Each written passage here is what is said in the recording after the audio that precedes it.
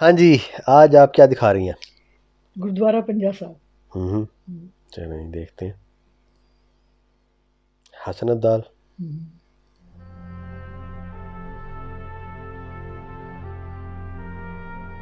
सिख समुदाय के तीर्थ स्थल देश में ही नहीं विदेशों में भी है। यहाँ जो गुरुद्वारे हैं उनसे गुरु साहिबानों का कोई ना कोई रिश्ता जरूर रहा है। इन गुरुद्वारों के इतिहास से कई कहानियां जुड़ी हुई हैं जो कम ही लोग जानते हैं।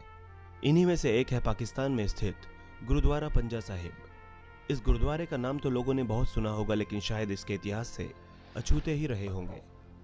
तो चलिए आज हम आपको बताते हैं गुरु नानक देव जी से जुड़े गुरुद्वारा पंजा साहिब के इतिहास के बारे में। सिखों के पहले गुरु गुरु नानक देव जी का जन्म 15 अप्रैल 1469 को तलवंडी में हुआ था, जो कि वर्तमान के पाकिस्तान में स्थित है। जिस जगह पर गुरु नानक देव जी का जन्म हुआ था, आज वहां गुरुद्वारा ननकाना साहिब है, जो सिखों का प्रमुख तीर्थ स्थल है। अपने जीवन काल के दौरान गुरु नानक देव जी ने कई यात्राएं की। उन्होंने लोगों को संदेश दिया कि ईश्वर एक है। उन्होंने अधिकांश यात्राएं पैदल पूरी की, जिनमें उनका साथ भाई मर्दाना ने दिया। उन्होंने पूर्व, पश्चिम, उत्तर और दक्षिण तक के अपने सफर में सभी धर्मों जैसे हिंदू, इस्लाम, बौद्ध और जैन आदि के महत्वपूर्ण स्थानों का दौरा किया। उन्होंने सीलोन यानी कि श्रीलंका, बगदाद, मक्का, दक्षिण पश्चिम चीन, मिस्र, सऊदी अरब, Nepal, Tibet, Kazakhstan, Israel, Syria और अन्य स्थानों की यात्राएं भी की।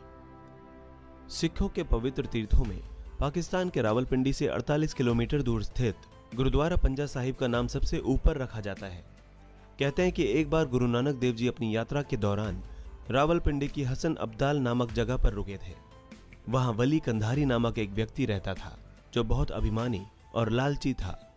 उसके घर के पास एक छोटा सा झरना बहता था। जो भी शख्स वहां पानी भरने आता, उससे वो पैसे लिया करता था।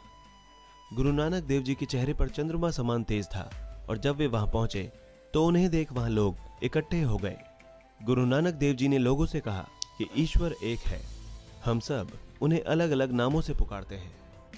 गुरु जी की ऐसी ही शिक्षाओं से प्रभावित होकर बड़ी संख्या में लोग रोजाना उनके पास आने लगे, उनकी सेवा करने लगे। उनके शिष्यों में हिंदू और मुस्लिम दोनों शामिल थे।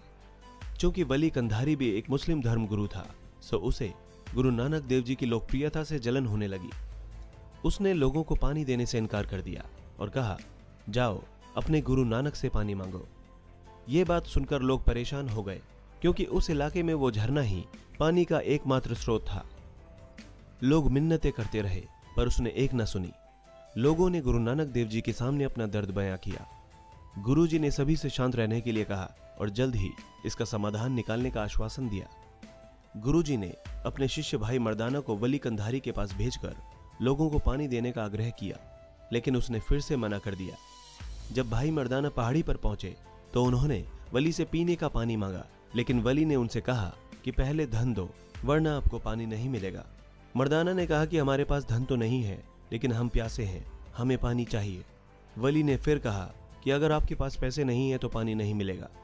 इसके बाद भाई मर्दाना वापस गुरु नानक देव जी के पास लौट गए। इस बार गुरु जी ने उन्हें फिर से भगवान के नाम पर पानी मांगने को भेजा, लेकिन वली ने पानी देने से फिर इनकार कर दिया। इस प्रकार पानी के लिए 3 बार उससे निवेदन किया गया, लेकिन उसने पैसे के लालच में तीनों बार उन्हें पानी देने से मना कर दिया था। लोग प्यास की वजह से बुरी तरह तड़पने लगे। लोगों की दयनीय स्थिति देखते हुए गुरुजी ने जमीन पर अपनी छड़ी मारी, जिससे वहां एक छोटा सा छेद हो गया और तेज पानी की धारा फूट पड़ी। लोगों के चेहरे पर खुशी आ गई, लेकिन वली कंधारी ये देखकर आग बबूला हो गया। उसने गुरु नानक देव जी को मारने का प्रण कर लिया। एक दिन गुरुजी ध्यान में थे, तभी वली कंधारी ने पहाड़ के ऊपर से एक विशाल पत्थर को गुरु नानक देव जी पर फेंका। पत्थर नीचे आता देख आसपास मौजूद लोगों ने नानक देव जी को वहां से हटने को कहा, लेकिन नानक देव जी ने उन्हें हौसला रखने को कहा और वहां से नहीं हटे। जब पत्थर गुरुजी की तरफ आ रहा था, तब अचानक गुरुजी ने अपना पंजा उठाया और वो पत्थर वहीं हवा में रुक गया। ये सब देखकर लोग और वली कंधारी बहुत हैरान हुए। वली कंधारी को एहसास हुआ कि सचमुच गुरु नानक देव जी में दिव्य शक्तियां हैं, और वो माफी मांगता हुआ गुरु नानक जी के पास आ पहुंचा। कंधारी ने लोगों को मुफ्त में पानी देने का वादा भी किया। आज उसी स्थान पर गुरुद्वारा पंजा साहिब स्थित है, और आज भी गुरुद्वारे में वो पत्थर मौजूद है जिसे गुरु नानक देव जी ने अपने हाथ यानी पंजे से रोका था। यही वजह है कि इस गुरुद्वारे का नाम पंजा साहिब पड़ा। बहरहाल गुरुद्वारा श्री पंजा साहिब में 24 घंटे चलने वाली लंगर व्यवस्था है और एक सरोवर भी है जहां संगतें आकर स्नान करती हैं।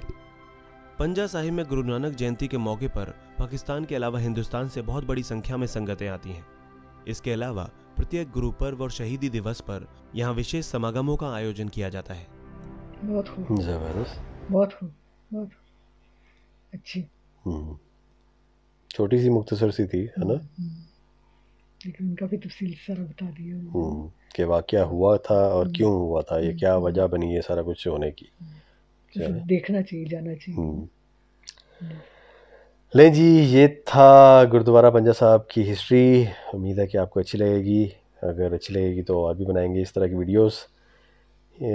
अभी के लिए इतना ही और मिलते हैं अगली वीडियो में। तब तक के लिए अपना ख्याल रखें, तो आप याद रखें। अल्लाह हाफ़िज़।